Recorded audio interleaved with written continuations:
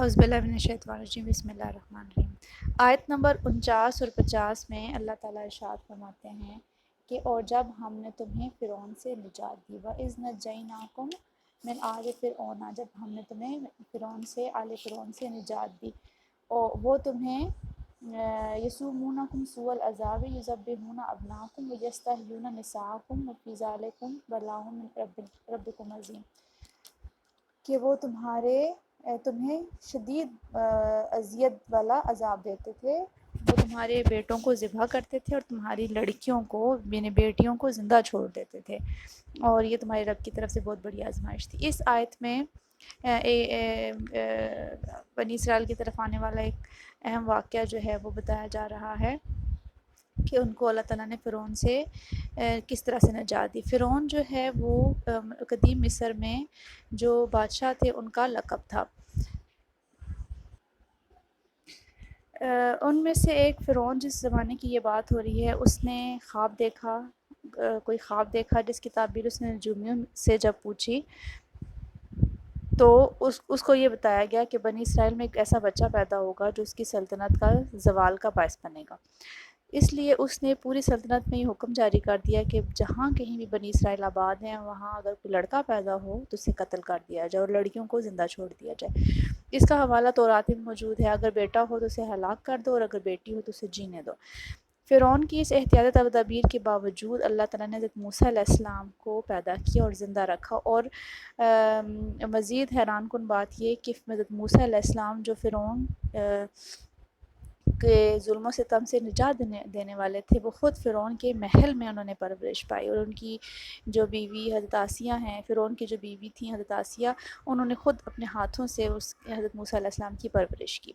طویل مدت تک بہت زیادہ ظلم و ستم سہنے کے بعد آخرکار حضرت موسیٰ علیہ السلام اپنی قوم کو لے کر راتوں رات فرعون کی علم میں لائے بغیر مصر سے روانہ ہو گئے اور بحیرہ کلثم کے کنارے پہنچ گئے۔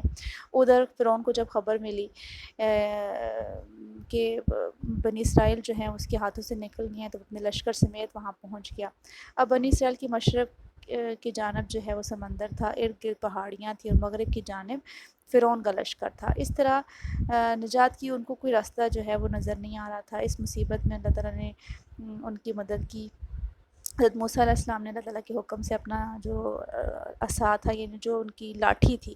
اس کو سمندر میں جب مارا تو سمندر نے راستہ دے دیا اور بنی اسرائیل جو ہے وہ خیریت و عافیت کے ساتھ سمندر کو پار کر گئے۔ یہ منظر دیکھ کر فرعون نے بھی اپنے گھوڑے اپنے لشکر سمیت سمندر میں ڈال دیے، لیکن جیسے ہی سمندر کے بالکل درمیان میں پہنچا لشکر سمیت تو پانی آپس میں مل گیا اور فرعون اپنے لشکر سمیت جو ہے وہ غرق ہو گیا۔ اللہ تعالیٰ نے اس آیت میں اس بات کا ذکر کیا، اس احسان کا ذکر کیا کہ اپنے نجات اور فرعون کو غرق ہونے کا منظر تم اپنی آنکھوں سے دیکھ رہے تھے، اس پر تم اللہ تعالیٰ کا جتنا بھی شکر ادا کرو کم ہے۔ جدید تحقیق کے مطابق یہ واقعہ 15ویں صدی قبل مسیح میں پیش ہے۔ عیسیٰ علیہ السلام سے 1500 سال پہلے یہ واقعہ جو ہے وہ رونما ہوا۔ اگلی آیت جو ہے وہ آیت نمبر 51 اور 52 میں اللہ تعالیٰ نے ارشاد فرمایا ہے کہ ثم عفونا عنکم من بعد ذلکم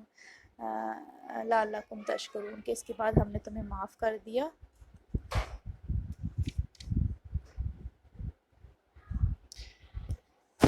آیت نمبر 51 میں اللہ تعالیٰ ارشاد فرماتے ہیں وَإِذْ وَعَدْنَا مُوسَىٰ 40 لَيْلَةً ثُمَّ اتَّخَذْتُمُ الْعِجْلَ مِن بَعْدِهِ وَأَنْتُمْ ظَالِمُونَ۔ اس آیت میں اللہ تعالیٰ کا موسیٰ علیہ السلام کو کوہ طور پہ بلانے اور اس کے بعد ان کے غیر موجودگی میں بنی اسرائیل کا بچھڑے کو معبود بنا دینے کا ذکر موجود ہے۔ اللہ تعالیٰ نے موسیٰ علیہ السلام کو 40 دنوں کے لیے کوہ طور پر تورات کے لیے بلایا۔ اللہ تعالیٰ نے ان کو تورات کے احکام ان کو دینے تھے، تو اس لیے حضرت موسیٰ علیہ السلام کو کوہ طور پر جانا پڑا، لیکن ان کی غیر موجودگی میں حضرت موسیٰ علیہ السلام کی قوم بنی اسرائیل نے ان کی غیر موجودگی میں ایک بچھڑے کو جو ہے وہ معبود بنا لیا۔ مختلف تفاسیر میں اس کا تذکرہ جو ہے وہ ملتا ہے، وہ کہا جاتا ہے کہ ایک جادوگر سامری کے کہنے پر موسیٰ علیہ السلام کی قوم بنی اسرائیل نے سونے کا ایک بچڑا جو ہے بنا لیا، اور وہ بچڑا جو ہے وہ ان سے باتیں کرتا تھا، اور وہ سونے کا بچڑا ہونے کے باوجود اس کے اندر حرکت تھی اور جان تھی، جس کو دیکھ کر وہ اس شعبدہ بازی سے متاثر ہو کر شرک میں پڑ گئے، اور اس بچڑے کے آگے انہوں نے سجدے کرنا شروع کر دیے۔ تو یہ اس ظلم کا ذکر جو ہے اس آیت میں موجود ہے۔ پھر اس کے بعد اگلی آیت میں تذکرہ آتا ہے کہ ثم عفونا عنکم من بعد ذلکم لعلکم تشکرون، کہ اس کے بعد ہم نے تمہیں معاف کر دیا، کہ بچڑے کو معبود بنا لینے کے بعد جو ہے ہم نے تمہیں معاف کر دیا، اور اللہ تعالیٰ نے حضرت موسیٰ علیہ السلام نے اپنی قوم کی جو ہے وہ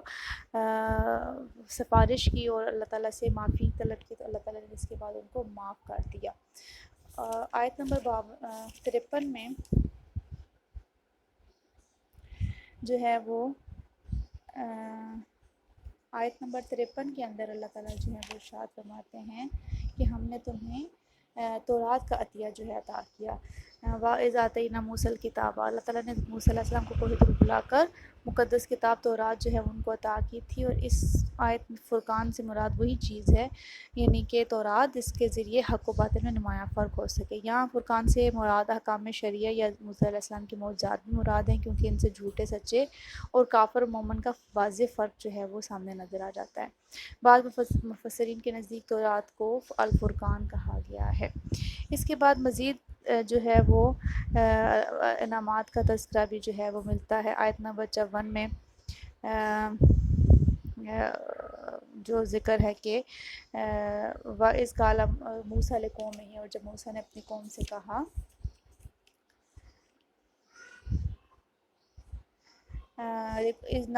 انکم ظلمتم انفسکم باتخاذکم العجل فتوبوا الی بارئکم فاقتلوا انفسکم۔ موسیٰ علیہ السلام کی غیر حاضری میں جو انہوں نے گوسالہ پرستی کے بارے میں بنی اسرائیل نے جو حرکت کی، ان کے تین فریق بن گئے تھے۔ گوسالہ پرستی گائے کی پوجا وہ کہتے ہیں۔ ایک وہ گروہ تھا جو گوسالہ پرستی سے خود بھی علیحدہ رہے اور دوسروں کو بھی اس سے روکا کہ یہ کام ہرگز نہ کیجیے۔ دوسرا گروہ وہ تھا جو گوسالہ پرستی میں یعنی بچڑے کی عبادت میں پرستش میں مبتلا ہو گئے۔ تیسرا وہ گروہ جنہوں نے خود تو گائے کی پوجا نہیں کی، لیکن دوسروں کو روکا بھی نہیں۔ تو حضرت موسیٰ علیہ السلام جب کوہ طور سے واپس آئے تو قوم کو جب بچڑے کی پرستش میں مبتلا پایا تو اس بارے میں بڑے غضبناک ہوئے، حکم دیا کہ تیسرا گروپ دوسرے گروپ کو قتل کرے، اور وہ بھی اس طرح کہ ہر شخص اپنے اپنے قریبی عزیز کو قتل کرے، اور یہ ان کی توبہ ہوگی۔ تیسرا گروہ جو ہے وہ دوسرے گروہ کو، یعنی جنہوں نے پوجا تو نہیں کی لیکن روکا بھی نہیں، تو وہ ان کی سزا کیا ہوگی، ان کی منع نہ کرنے کی سزا کیا ہوگی، توبہ کیا ہوگی کہ وہ ان لوگوں کو قتل کر دیں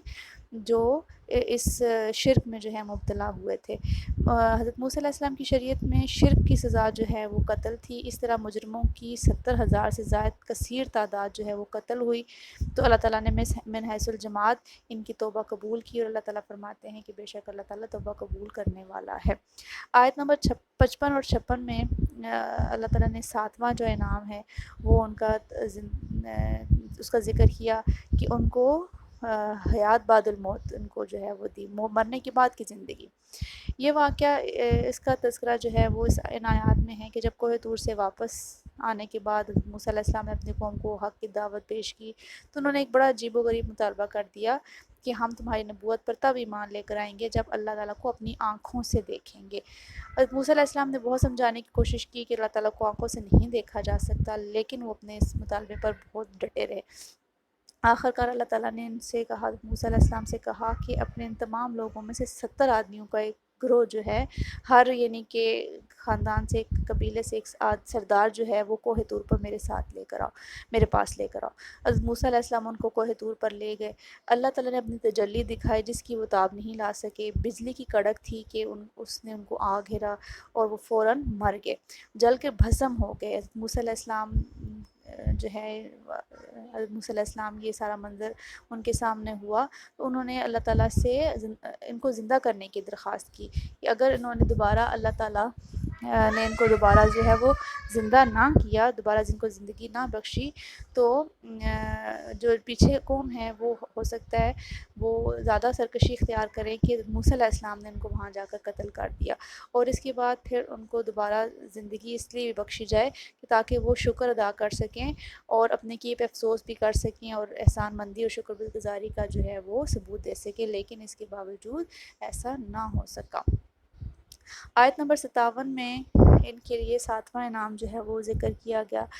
بنی اسرائیل جو ہے وہ لاکھوں کی تعداد میں مصر سے نکل کر صحرائے سینا میں آ کے آباد ہو گئے تھے۔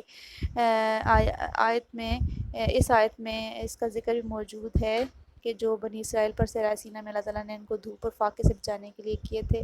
جزیرہ نما سینا بالکل چٹی اور بے آب و گیا جگہ تھی، اس میں دور دور تک دھوپ سے بچنے کے لیے کوئی سایہ اور پانی وغیرہ اور پیٹ بھرنے کے لیے کوئی خوراک نہ تھی، تو ان کے لیے ان تینوں چیزوں کی، ان تینوں آفات سے بچنے کے لیے انتظام کیا گیا، یعنی کہ دھوپ سے بچنے کے لیے بادلوں کا سایہ،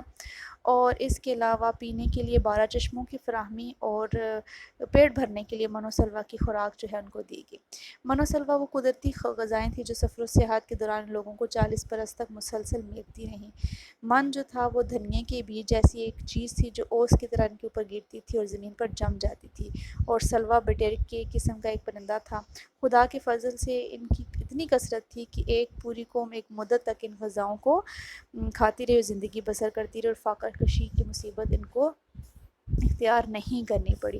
بنی اسرائیل کے کو حکم تھا کہ وہ صرف اتنا من و سلوہ جمع کریں جتنا وہ کھا سکیں، ذخیرہ اندوزی سے گریز کریں، مگر وہ لالچ میں پڑ گئے تھے اور نافرمانی کی عادت کے باوجود اس پر بھی جو ہے وہ عمل پیرا نہیں کر سکے، جس کی وجہ سے وہ اللہ تعالیٰ کی نعمتوں کو جو ہے وہ ان کو جھٹلانے کا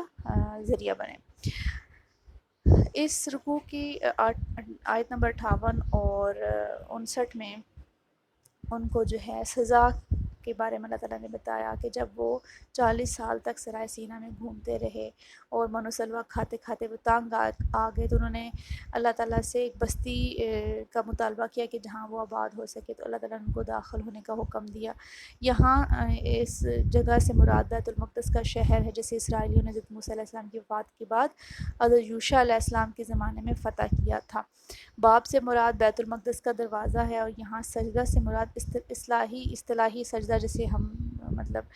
جو اللہ کے سامنے سجدہ کرتے ہیں وہ نہیں، بلکہ محض جھکنا مراد تھا۔ نیز یہ بتایا گیا ہے کہ شہر میں کھانے پینے کی چیزیں جو ہیں وہ بکثرت موجود ہیں، خوب فراغ دلی سے کھانا پینا، اور شہر میں عجز و انکساری کے ساتھ اپنے گناہوں کی معافی مانگتے ہوئے داخل ہونا، نہ کہ متکبرانہ انداز سے اور شان و شوکت سے۔ اور حطۃ کا دوسرا مطلب جو ہے وہ یہ ہو سکتا ہے کہ لوٹ مار اور قتل عام کی بجائے شہر کے باشندوں سے عفو درگزر سے کام لیں، اور اس طرح جب وہ اپنی خطاؤں کی معافی طلب کریں گے تو ان کی لغزشیں جو ہیں معاف کر دی جائیں گی، اور آئندہ خلوص کے ساتھ وہ صالح اعمال کر کے اللہ تعالیٰ کی مزید نعمتوں کو بھی حاصل کر سکیں گے۔ لیکن بنی اسرائیل نے وہی اپنی پرانی جو ناشکری کا طریقہ کار تھا اس کو اپنائے رکھا اور سرکشی کرتے رہے، اور مذاقاً حطۃ کا لفظ حنطۃ سے بدل دیا، جس کا اس آیت میں ذکر بھی ہے کہ انہوں نے اس لفظ کو بدل دیا مذاق اڑانے کے لیے۔ حنطۃ گندم کو کہا جاتا ہے، اور انہوں نے حطۃ کو حنطۃ، یعنی کہ ہمیں آپ کی جو ہے وہ معافی تلافی نہیں چاہیے، ہمیں گندم چاہیے۔ حکم خداوندی سے اس طرح کا مذاق جو ہے وہ عذاب کی شکل میں نازل ہوا، اور شہر میں داخل ہوتے ہی ان پہ طاعون کا مرض جو ہے وہ پھوٹ پڑا، جس سے ان کے ایک دن میں 70,000 یہودی جو ہیں وہ مر گئے۔ در حقیقت عذاب الہی کسی قوم پر بلا وجہ نہیں آتا، بلکہ اس کی بدعمالیوں اور نافرمانیوں کا نتیجہ ہوتا ہے۔ قرآن مجید میں ایسے واقعات اس لیے بھی ذکر کیے گئے ہیں کہ مسلمان اس سے عبرت پکڑیں اور نافرمانی سے گریز کریں۔